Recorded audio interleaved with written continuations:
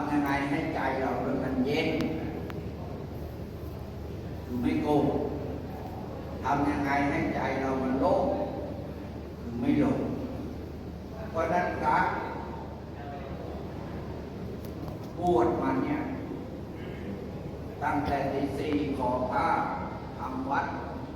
บิณฑบาตวาดทำวัดสอนหนังสือ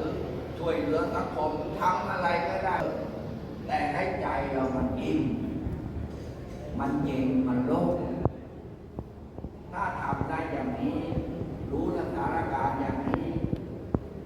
เหตุการณ์ร้ายๆจะไม่เกิดขึ้นแก่ชีวิตของเรารู้จักพอแล้วก็คือให้เพราะนั้นโยนิโสมนสิการสมเด็จพระพุทธโฆษาจารย์ป.ประยุตโตท่านได้กล่าวไว้ว่าชีวิตให้เป็นคนช่างสังเกตช่างเรียนรู้